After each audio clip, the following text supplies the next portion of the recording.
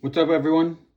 Back at GVH Deals here, and I got back a couple days ago my second PSA submission. As a reminder, my plan was to submit 5 or so cards each month to build a little bit of a pipeline, and then the value shutdown came. So I did send one out in early June before things shut down. Still TBD whether something happens in July. But I did get back my first one a few weeks ago, and then a couple days ago I got back my second submission. So I want to share that with you all. I'm still learning, as you'll see, but I think this is a great experience and learning opportunity. So hopefully you'll be happy to see how we did. First up, the first couple were out of my old collection of baseball cards. So we started with the Bo Jackson Future Stars. Again, this is really a PSA 9 or 10 play to make it worthwhile at all. And what you can see here is PSA 8. So again, as I'm learning and looking at these a little bit closer now, clearly the centering is off on this one. You can see it's a little bit wider on the left hand side, narrower on the right. Top to bottom looks like maybe the bottom's a little bit lighter as well, but again, not bad. This was out of my personal collection, didn't cost me anything for the card.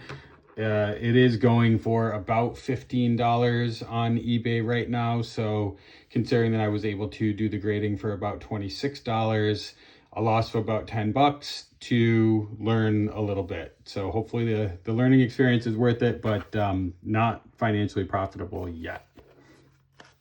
This is another one from my personal collection, the Oral Hershiser rookie card from 1986.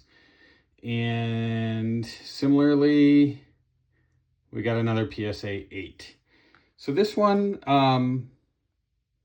I think the centering is a little bit better, but you can still see a little bit wider on the left-hand side and maybe a little bit wider on the bottom. Trying to see if there's anything else jumping out at me on the front. The corners look pretty good.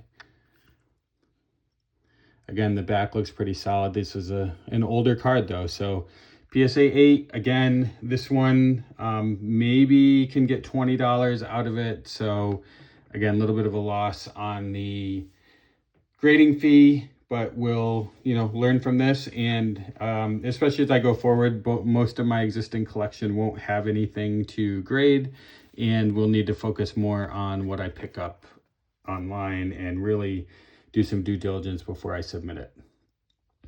All right, so on that note, here is one that I did pick up, and in hindsight, I probably paid a little bit too much for it, but still learning. The Bo Nix rookie card 2023 Prism, Silver Prism. These are some of the top cards for rookie cards, the Silver Prism, until things start moving over to tops. And again, you can see a theme here, another PSA 8. So looking at this one after submission, I was able to see, a little bit of things on the surface. I think the centering as well, you can see the left-hand side is narrower than the right-hand side. Corners look pretty good. I think there even may have been a little scratch there on the surface. The back, the corners look okay, but again, 8 is, I'll say, okay. Would have preferred at least a 9. These are going for about $70, so maybe we'll get a little bit of a lift as the season kicks off and Bo Nix comes back from the injury. We'll see, how we do, and more things to put in the memory bank for what to look for going forward. So this next card is a newer rookie. So this is one that actually did come out of a box that I pulled. As you know, I'm trying to do that a little bit less or do it more for entertainment value, but a pretty cool looking card. And this was one, to be honest, I kind of threw in because I wanted to have 5 cards in the submission. Didn't do as good of a job taking a look at it. However, the 2025 Select Red and Blue Shock also got a PSA 8. So again, I think that's a little bit of a, you can see 8 is about my average with this order. And, there were a few things that I noticed on here. Hard to see on the phone and the video here, but there is a print line that goes up through here, which is kind of tough with some of these. And then kind of on the bottom here, there's another like a roller mark or something from this design.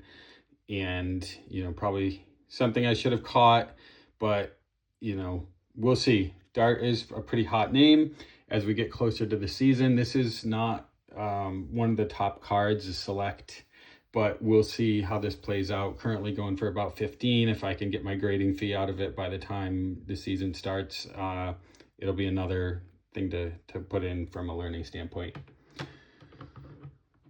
And then last but not least, we've got the 2017 Aaron Judge Fielding rookie card.